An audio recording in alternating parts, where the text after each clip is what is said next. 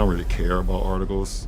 I don't care about stories. I don't care about podcasts and all that type of It don't bother me. If he was to take his talents to the professional level, everybody will believe it's because of his dad. And that's not a good look for him. Maybe put him in a tough spot. He didn't play well. Didn't provide that at a high level. That is your job to criticize or to, be in a position where, okay, if a guy's not performing, but when you take it and you get personal with it, it's my job to not only protect my damn household, but protect the players. The Lakers just made a move that made Bronny look expendable, and behind the scenes, people swear LeBron snapped. And now the rumor isn't just that Bronny is getting sent down. People are saying the Lakers could trade him into a completely different G League situation. If that happens, that's not development. That's the Lakers executives deciding the experiment isn't worth it. Now, if this is real, it would be the end for Bronny's NBA career.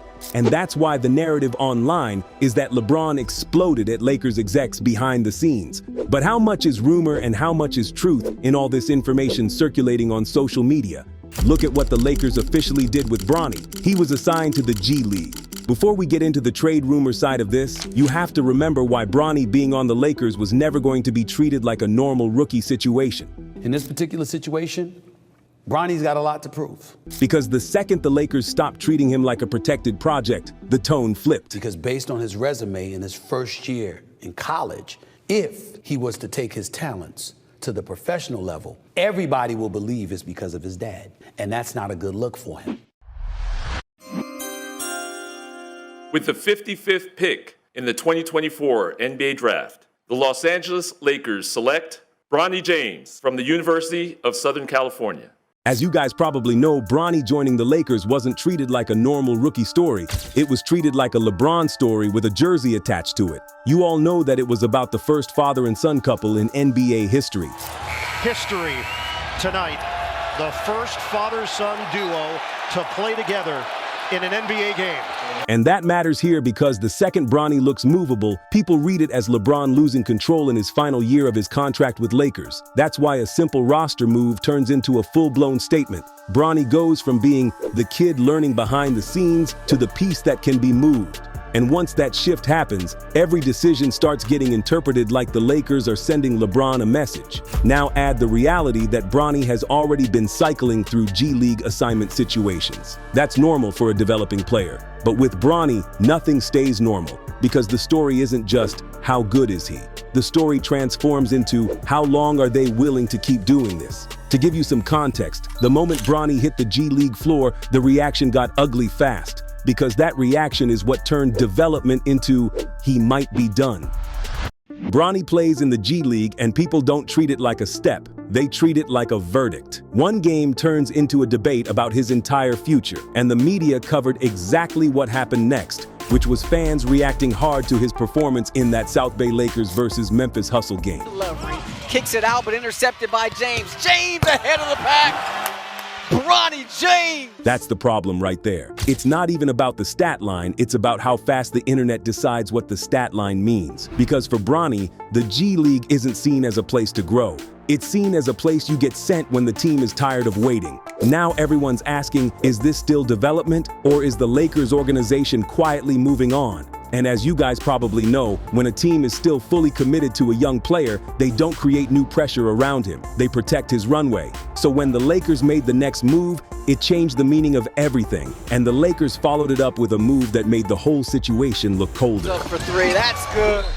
The Lakers signed Kobe Buffkin on a 10-day contract. That's not a casual move, and Lakers media didn't treat it like a casual move either. They framed Bronny's situation as a hot seat suddenly scorching after that signing. That headline matters because it tells you how the story is being positioned, not as patience, not as development. It's pressure, and it's not hard to understand why fans reacted the way they did. Because when you sign a guard while your rookie guard is fighting for legitimacy, people read it as the organization moving on in real time. Now, once that happened, the story didn't stay on minutes and rotations. It turned into trade deadline pressure, and that's where Bronny's name starts getting treated like a piece the Lakers can move. This is where the conversation gets real loud. Media and people didn't just talk about Bronny struggling or developing. They pushed the angle that the Lakers have to move on from Bronny before the trade deadline. And once that kind of headline exists, it does something. It takes the conversation from what should Bronny do to what should the Lakers do with him. That's how you know the pressure isn't just coming from trolls. It's coming from the way the situation is being framed publicly.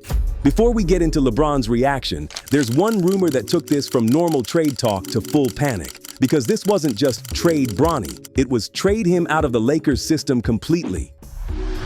This is where the title gets specific. The rumor isn't just that Bronny could be traded. The rumor is that he could be moved into a different G League situation, away from South Bay. There's no confirmed transaction proving that happened. But after the G League assignment and the Buffkin signing, people think it sounds believable. And the reason it sounds believable is simple. South Bay is still the Lakers' pipeline. It's the Lakers' control. Another G League situation means separation. It means the Lakers don't even want to develop him inside their own system anymore. And if that rumor is even being entertained, then LeBron's reaction becomes the headline. Because LeBron can take criticism. He can't take his son being treated like a mistake. Not allow people to talk about the sport, criticize players about what they do on the court. That is your job, to criticize, be in a position where, okay, if a guy's not performing, that is all part of the game. But when you take it and you get personal with it, it's my job to not only protect my damn household, but protect the players. And this is where the rumor stops being a headline and starts feeling like a message. Because South Bay isn't just a G League stop, it's the Lakers' pipeline. It's where they can keep Bronny close, keep him structured, and keep every rep inside their system. But the second people start saying another G League team, the meaning changes. It stops being a reset and turns into a warning sign. And if the Lakers executives are even entertaining that kind of shift, there's a reason for it. This is not a punishment. This is the front office reading the room and choosing the cleanest way to stop carrying a situation that keeps getting louder. Because keeping Bronny in-house means the Lakers can still frame this as a plan, but moving him elsewhere does something more strategic.